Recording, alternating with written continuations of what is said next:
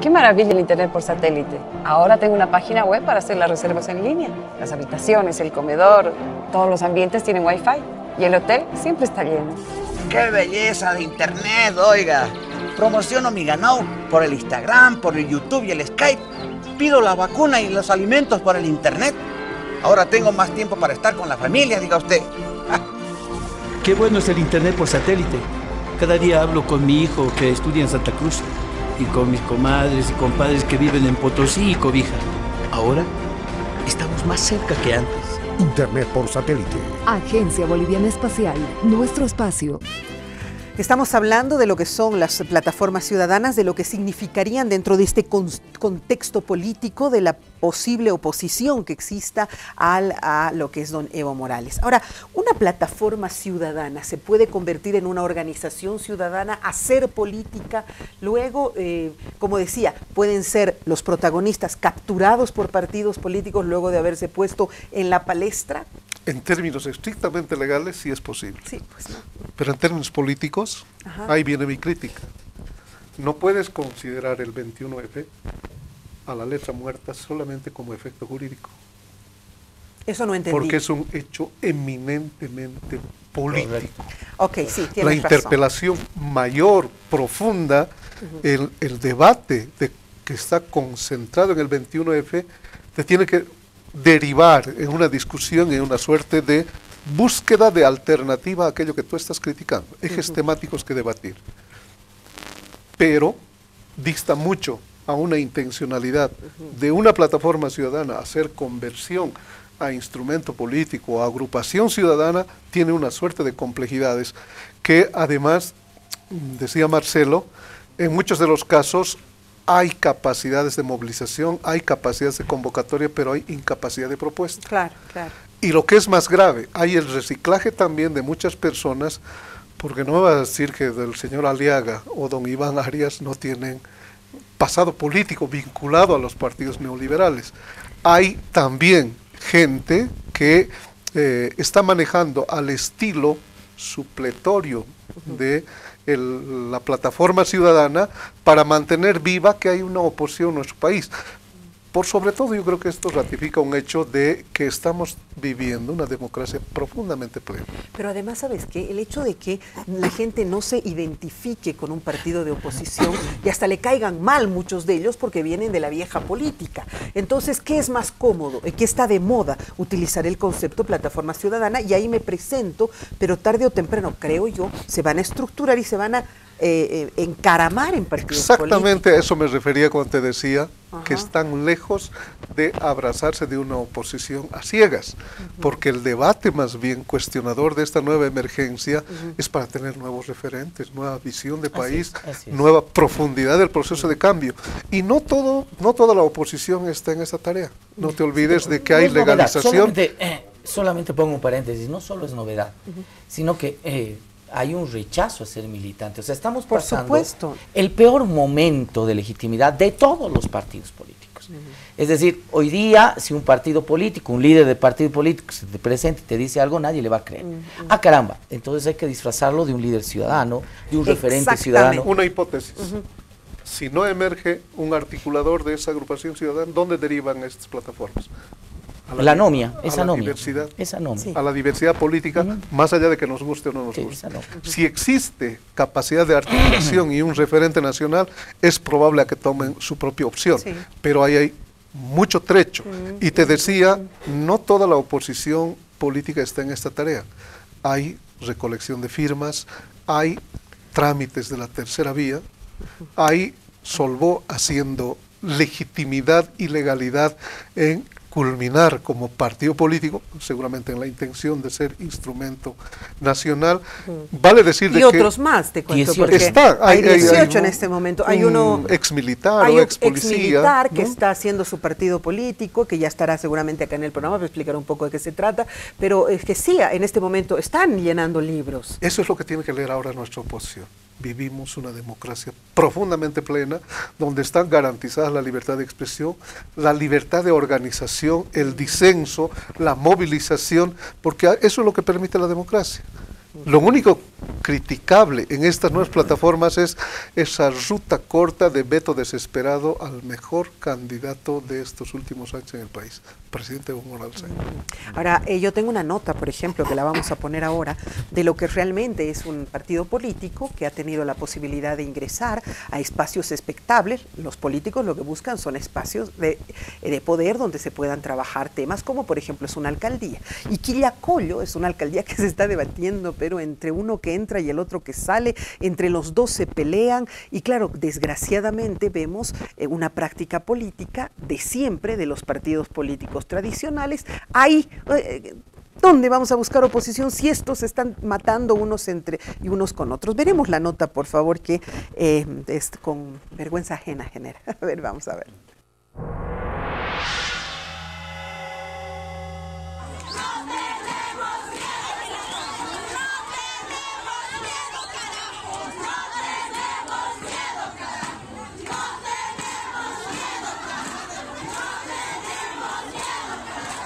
Desde ayer estamos en sesión, ha habido sesión de emergencia y se ha dictado la correspondiente resolución designándolo a Zacarías Gaita como alcalde, ratificándolo como alcalde del municipio de Quillacollo. Los concejales han dado cumplimiento, ustedes saben, se le ha destituido al alcalde, pero lamentablemente una juez, vulnerando normas sobre esa sentencia constitucional ejecutoriada y que debería ser de cumplimiento obligatorio, ha dictado una resolución de amparo. Amparo totalmente ilegal, que lamentablemente el Consejo Municipal se ve ahora con una serie de procesos.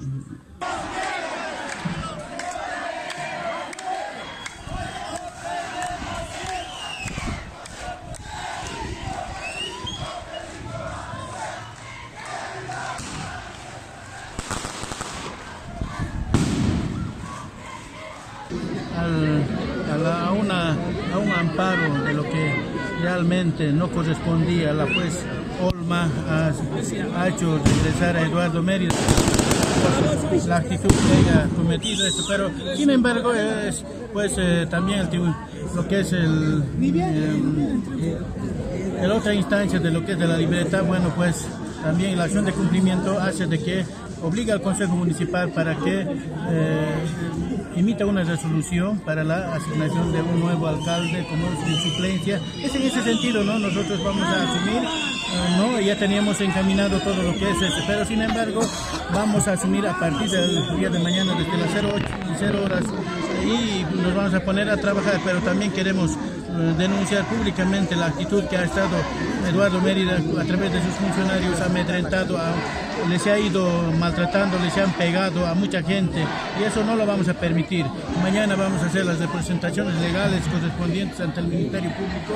También entendemos que mucha documentación se había extraviado durante estas 2 noches y eso va a ser sujeto a lo que es una denuncia.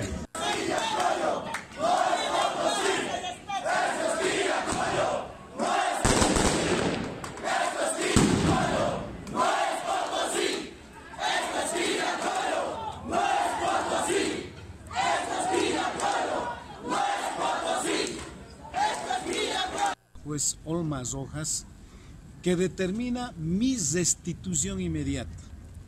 Es más, posterior a esa sentencia, mi persona le plantea un recurso de complementación y enmienda y le dice que su auto constitucional está siendo observado por el juez que el día de hoy ordena la suspensión. Y mire qué dice la juez: se debe dar cumplimiento inmediato a mi sentencia, conforme al 109, 114, 105. El día de hoy, posterior a saber esa suspensión ilegal de este juez, también le planteó el mismo recurso de queja. ¿Y qué me responde la juez? Me dice, ya no está en mi poder el expediente, pero alcalde, usted debe cumplir mi sentencia. Es decir, yo en este momento sigo siendo alcalde. Ahora bien. Ahí lo dejaremos porque realmente es una champaguerra, ¿no? Sí. Ahora, de nuevo voy a mi teoría, señores. Si las plataformas ciudadanas luego se convierten en organizaciones ciudadanas y entran a espacios expectables como las alcaldías, este es el caso de 2 señores. Uno pertenece a el FPV, también es una organización ciudadana, y el otro es otra organización ciudadana, Unidad Nueva Esperanza. Y una estructura partidaria. En una estructura partidaria hay normas, hay reglas, hay superiores que te llaman la atención. Lo he vivido, nosotros llamábamos a Chaza y decíamos esto se hace así o así.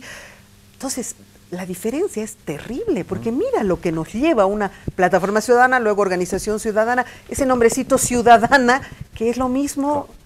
Ahí yo creo que tenemos que tener una visión bien amplia, porque creo que desde el 2003, es decir, estamos hablando ya de unos muy buenos años, el campo político se ha ido transformando de manera acelerada y dinámica en nuestro país, ¿no? O sea, en este momento, la organización política más fuerte e históricamente más grande que ha tenido en nuestro país, que es el movimiento al socialismo. El único, creo que Manuel. No es propiamente un partido político. Es decir, tiene formas bastante, no hablemos ambiguas, pero sí muy flexibles. A mi entender, la pérdida de la sigla el año 2014, si no me equivoco, en las elecciones nacionales, del Movimiento Sin Miedo, ha terminado de enterrar al último partido tradicional del campo político que teníamos acá en Bolivia. Y hoy lo que tenemos son formas de organización todavía muy flexibles. Estas, ¿no? Estas, por ejemplo, o sea, nadie puede decir que en este momento la Democracia Cristiana es un partido, aunque cumpla la formalidad. El MNR. O el MNR. Que todavía tiene su sigla, ¿no? Unidad Nacional, los Verdes. Es decir, estamos en un momento en el cual la democracia está buscando nuevos caminos y nuevas formas, tanto de organización como de institucionalización. Y ahí entran organizaciones, plataformas ciudadanas, entran organizaciones de tipo campesino, indígena originario campesino, es decir, tenemos una multiplicidad de posibilidades de organización. Sí, pero entonces ¿el MAS qué es? El MAS es un instrumento político que le sirve a una serie de organizaciones y movimientos sociales para participar y terciar en las justas electorales. Pero tiene una estructura partidaria, tiene una organización, tiene una organización además piramidal, donde hay un jefe, hay un subjefe. Eso es un respeto, ahí es donde yo me voy. Condepa también era un instrumento político, pero tenía una estructura. Esto no tiene estructura y retrocedo como las abuelas, ¿no? O sea, nos modernizamos, encontramos nuevos conceptos, parece que todo está muy bien, pero a la larga nos damos cuenta que no estaba tan mal lo antiguo, que no estaba tan mal un partido donde hay una estructura y no se matan unos contra otros. ¿O estoy equivocada? A ver, yo vuelvo a la diferenciación. Es muy peligroso hablar haciendo una generalización de las plataformas ciudadanas. Yo encuentro plataformas ciudadanas muy interesantes, realmente ciudadanas, que no tienen la intención de militancia política, que más bien quieren poner en agenda ciertos temas de debate. Ya, pero sobre hay otras plataformas ciudadanas que indudablemente son brazos operativos de partidos políticos, ¿verdad? Es eso, o sea, tal partido financia tal plataforma, vístase de plataforma ciudadana, salimos aquí.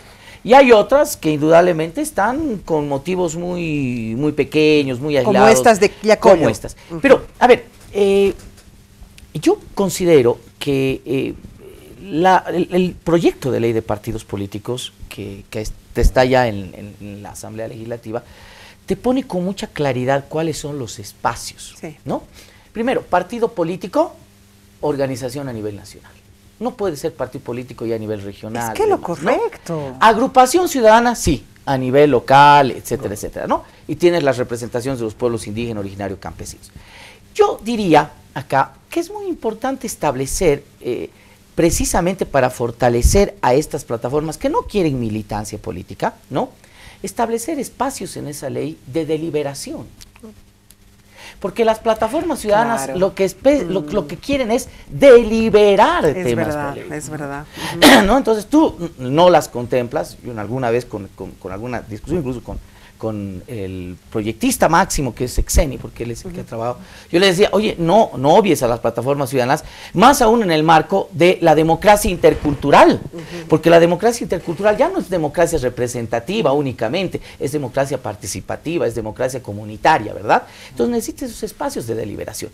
Yo creo que el sistema debe abrirse a fortalecer esos espacios de deliberación, y yo te podría asegurar que muchas de estas plataformas ciudadanas no irían, plataformas ciudadanas, no se transformarían en instrumentos políticos, probablemente se quedarían como una instancia muy interesante de lo que tú dices, renovación de liderazgo, establecer nuevo liderazgo social, tocar temas ciudadanos. Pero, ¿y no te das cuenta que estas agrupaciones ciudadanas, en cambio, están generando conflicto? Pero Mérida pasó por el MNR, Mérida ha sido NFR, Mérida ha sido, creo que EMIR, Mérida ha tenido alianzas con el MAS, o sea, este es el lobo que se disfraza de una agrupación ciudadana, ¿verdad?, para poder ser candidato. Yo estoy hablando de aquellas plataformas ciudadanas que no quieren entrar en política, pero que sí se convierten en una instancia de deliberación de temas. Ay, no sé, eso me parece tan imposible, porque ¿dónde hay un ser humano al que le ofrezcan un espacio político y diga no? Ay, ¿no? Alguno debe haber. ¿Qué dice René? ¿Estás de acuerdo? Tal vez marcar... Los que ya nos hemos asustado ya. Tal vez marcar la diferencia, ¿no? Esas estructuras que tengan presencia nacional es la ruta más seria de ser sujetos de demanda social con una propuesta política a través de un partido, movimiento, sí, con todas sus características. Partidos. La ley dice solo partido. ¿Y cuál sería la diferencia con movimiento? El movimiento podría ser un movimiento, pero tiene que estar inserto en el partido. O sea, si tú quieres tener una representación nacional, tienes que ser solamente partido. Eso te dice el proyecto de ley. ¿Sabes qué me dijo a mí Manuel Alcántara, cuando le pregunté la diferencia entre movimiento y partido? Le dije, ¿cuál es la diferencia entre un movimiento y un partido? Me dijo, un movimiento es un partido que no quiere llamarse partido. Eso me dijo Manuel Alcántara, politólogo. Porque tienes una estructura nacional. Igual. De participación directa, tienes una forma más flexible de representación de instancias de organizaciones sociales, provocas debates regionales hasta municipales y nacionales, ¿no? Pero la condicionante de la institucionalidad en la nueva ley pudiera incorporarse diferenciando de que en el nivel regional se permiten agrupaciones ciudadanas, pero con una particularidad muchas veces muy concretas, pero no de continuidad ni sostenibilidad de una propuesta. Y ahí vienen los intereses personales de concejales que entran en el juego de cualquier deficiencia, cualquier debate para abrir 30 segundos para diferenciar solamente eso que Verónica preguntaba, que me parece muy importante, la diferencia entre partido y movimiento. El partido político teóricamente es una estructura que viene de la parte del sector, pero tiene la posibilidad de irradiarte un programa a nivel nacional. Es decir, no se enclava únicamente en su demanda sectorial. El movimiento social tiene su existencia en función primeramente a satisfacer las demandas sectoriales. Movimiento social, le estás poniendo un apellido. Un movimiento simplemente no, estás poniéndole un apellido. Y claro, nosotros ya tenemos conocimiento de lo que es un movimiento social. El MAS es la unificación de varios movimientos. Exactamente, ¿no? Que cada movimiento social tiene la base de su existencia en sus reivindicaciones sectoriales, no necesariamente pensadas a nivel nacional. Correcto. El partido tiene la virtud de decirte, señores, esto es lo que vamos a hacer con Bolivia, con toda Bolivia. Exactamente, entonces ahí viene la necesidad de que a través de la institucionalidad regulatoria de la norma de construcción de instrumentos políticos, llamaremos así, obligues sostenibilidad, participación continua, propuesta, democracia, debate, espacios de debate, escenarios donde, así sean, sectorialmente tú puedas incorporar con legítimo derecho ejes temáticos que quieres que tu organización política incorpore en la agenda política. La democratización de los partidos, toda ese bagaje de institucionalidad va a la tendencia de formalizar, en el buen sentido de la palabra, la estructura de estos instrumentos políticos. Bueno, entonces yo ya tengo que ir cerrando un poco y daremos una vuelta más respecto a, ¿existe entonces una oposición? ¿Esta es una oposición? calificaremos un poquito qué tipo de oposición se tiene en este momento.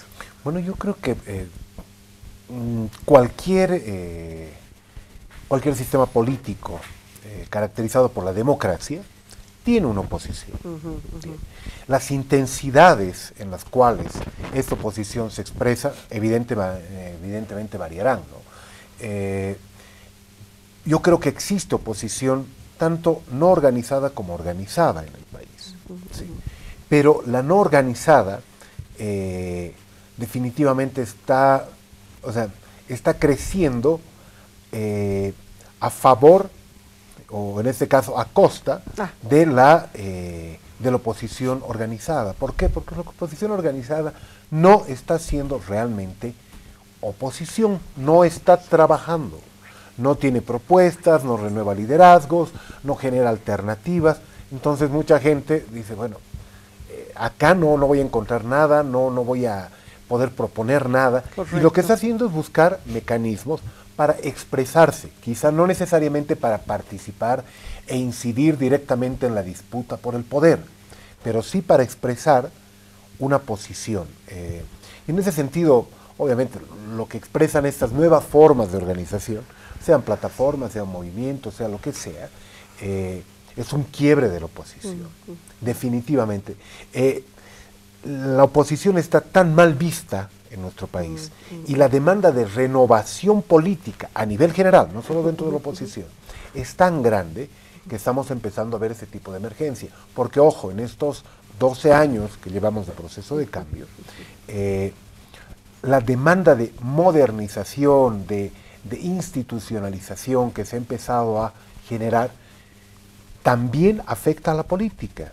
La gente critica ese tipo de situaciones como las de Quillacollo, critica la falta de respeto por ciertos niveles de institucionalidad. Correcto. Entonces, hay una crítica a la forma tradicional de hacer política, no solamente de la oposición, sino también del gobierno, del oficialismo, ¿no? Pero en el caso de la oposición, definitivamente estamos ante un quiebre terrible que ha tenido que buscar una válvula de escape, en este caso de mucha gente que está contra el gobierno o que simplemente está insatisfecha con ciertos elementos de la política para generarse sus propios espacios. Algunos no serán plataformas ciudadanas, algunos son simplemente grupos de WhatsApp. Correcto. ¿Sí? Donde se reúne gente, ¿no?, a favor o en contra, pero necesitamos repensar la política de manera integral. Total. Creo que la ley en la que estamos avanzando ¿podría ser la opción? Es una alternativa, por lo menos, para comenzar a sentar las bases para un nuevo sistema político más amplio, más participativo, más deliberativo, más democrático. Más intercultural, que ese es el apellido de nuestra democracia hoy día. Ahora, yo me pregunto, díganme, siendo que la opción de voto que hay de los posibles candidatos es mínima, 12, 11, 9, ¿no es cierto?, las posibilidades de opción de voto que nos presenta, por ejemplo, el periódico Página 7. Estas plataformas ciudadanas podrían robustecerse y de pronto convertirse en una opción interesante que tenga una alternativa de, no sé, un 40%, un 30%, ya no seré tan optimista, un 25%, ¿no es cierto? ¿Puede ser? A ver, tenemos dos tipos de oposiciones, la oposición partidaria, de la cual podríamos hablar muchísimo, y esta oposición de plataformas ciudadanas, ¿no? Que yo le llamo el fantasma insomne, ¿no? O sea, está ahí dando vueltas, ¿no? Con el 21 de febrero, pero no hay donde se materialice, donde se encarne, ¿verdad? Es el fantasma insomne, ¿no? Bien, ahora, Carlos Mesa, ¿no?, en su jugada muy interesante, cuando se le plantea el tema a Quiborax, responde políticamente, ¿no? Y es una respuesta política muy ambiciosa. Dice, no me interesa el juicio, háganme el juicio, ya estoy condenado. Lo que yo ahora me voy a dedicar es a hacer carne del 21F y voy a estar presente en toda actividad de las plataformas ciudadanas. ¿Qué es lo que quiere Carlos Mesa? Precisamente el camino que tú estás delineando, ¿no? Es decir, yo voy a hacer esa carne que va a encarnizar, si me permites la tautología, a este fantasma insomne, ¿no?, de las plataformas ciudadanas. Voy a meterme en el imaginario de que no solamente es el 21 de febrero, sino la víctima política, tal, me voy a ganar. Y voy a obligar a esta otra parte de la oposición, que son los partidos políticos, a que me tengan que apoyar precisamente ante la fuerza de los hechos. Tarea ambiciosa, no sé si lo logrará, pero políticamente, y ustedes saben, lo ha denotado que esa es su intencionalidad, ¿verdad? Ya, me tengo que ir. Con tu participación sería la última. Cerrá con broche de oro, por favor. Yo creo que, ¿puede pasar eso? Yo creo que ahí hay una manifiesta ingenuidad, porque estaríamos en una forma mecánica frente a una voluntad de un referente que cree que eso es lo que va a ocurrir. Es una cosa que es lo que él cree, ¿no? Y lo difícil, yo no clasificaría, cuando llamamos la oposición, estamos hablando de la oposición política tradicional que sí existe, como en toda democracia. Pero a estas nuevas emergencias yo les llamaría algo como críticos del proceso. ¿Ya? Por eso te decía que si tienen observaciones al actual gobierno, al actual proceso, a las transformaciones. Pero que si se reorienta y probablemente esta gente... Inclusive pueden ser los protagonistas principales de lanzar algunos ejes para la profundización de la transformación. Interesante, ¿ya? Por eso te decía que están lejos de ser militantes de los partidos tradicionales de oposición. Porque ahí no hay perspectivas, ahí simplemente en 12 años se ha demostrado por parte de la oposición política boliviana una incapacidad de no haber dibujado un proyecto o un borrador alternativo como propuesta a todos los bolivianos. ¿Hay oposición? Hay oposición política porque vivimos una democracia plena. Ok, ahora ponle un adjetivo a esa oposición. Yo digo, hay oposición totalmente desorientada. Ya. ¿Hay oposición? A esta emergencia yo le llamaría ciudadanos críticos con el proceso. ¿Hay oposición? Dale un adjetivo más. Uy, quebrada. Ya, ok, hay oposición. Hay oposiciones. ¿Adjetivo más? No, ninguno. Nada, pluralizando simplemente, ok. Yo desorientada la veo a la oposición, quebrada la ve y bueno, ahí está. Hay oposición, de que hay, es importante haberlo reflexionado y haber además entendido cuáles son las diferencias entre estas plataformas, grupos, en fin. Para eso está el programa, para tratar de que usted reflexione más sobre la política, que es apasionante sin duda. No lo que hacen algunos que están ahí peleándose, dándose cabeza con cabeza, no, pero la política en general es muy interesante. Un abrazo, hasta la próxima.